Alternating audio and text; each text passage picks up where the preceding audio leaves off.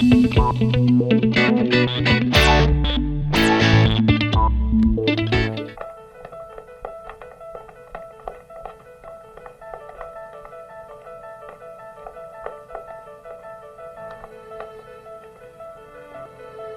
lang ha, may tawag ako.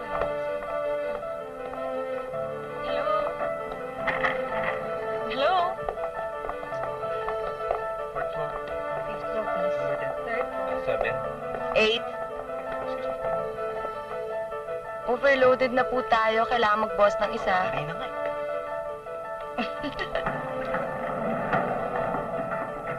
14. 7. Masusuma sa dalawang salita ang buhay ko rito. Up and down. Yun lang ang halaga ko sa mga taong ito.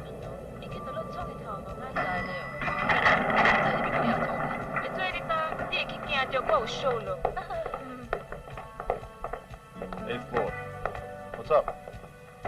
I'm alright. Iba-ibang araw, iba-ibang amoy, minsan siksikan, minsan maluwag, pero madalas bakante.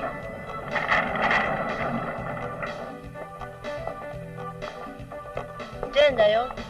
Hindi, alo. 11th floor. I've just been taking it easy. 10th floor. Kapag tumirik at siksikan, para kang nililitsyon sa init. Pati singit mo, manggigitata sa pawis. Pagdarasal mo na lang na wala sanang umutot.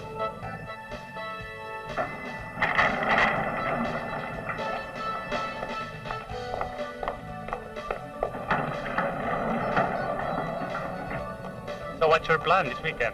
I'm going to Malapascua. Malapascua? Where's that? It's an island off the north tip of Cebu. Okay. My dad owns a resort. Well, very good.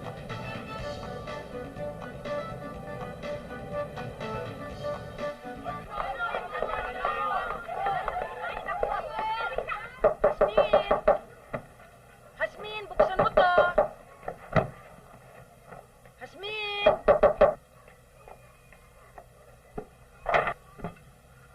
Ate Laila. Hasmin, si Elaine. Siya ang uupa sa katabi mong unit. Alam mo, mabuti nang magkakilala kayo dahil mahirap na isang buwan ako sa Bicol. Kung meron kang kailangan, kay Hasmin ka na lang magsabi.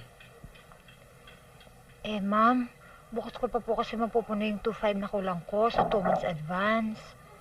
Paano ba yan? Lilipad na ako mamayang gabi. Ay, di bale. Ibigay mo na lang dito kay Hasmin. Ho? Uuwi naman ako sa Mindoro eh. Tutulungan ko si tatay sa barangay election. Si Hasmin ang tatay yung caretaker ko. Pinagkakatiwalaan ko yan. Kung meron kang problema, andyan si Hasmin. Sige po, ma'am. Tutuloy na ako. Siguro po, bukas na lang po ako lilipat dito. Maraming pong salamat. O, sige. Sir Rodel,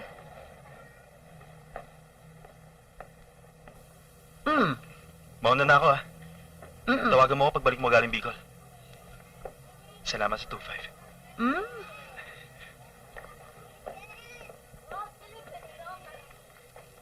Halika, Ian. Halika. Ikaw nang bahala dito, ha? Yang si Elaine, office girl yan. Huwag mong pababayaang mababoy ang apartment. Tsaka pag nagdala ng lalaki, sitahin mo.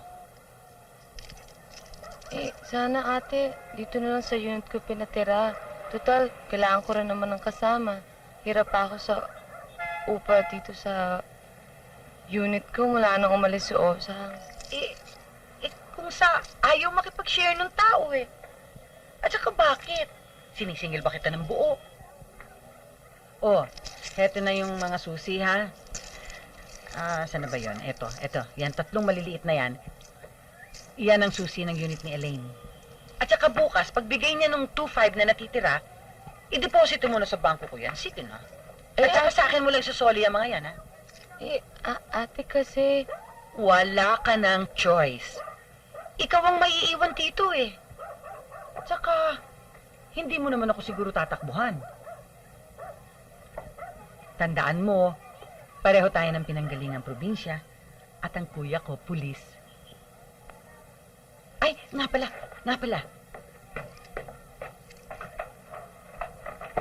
Hi, baby! O, hayan. Ikaw na bahala kay Gulayat, ha? O, sige.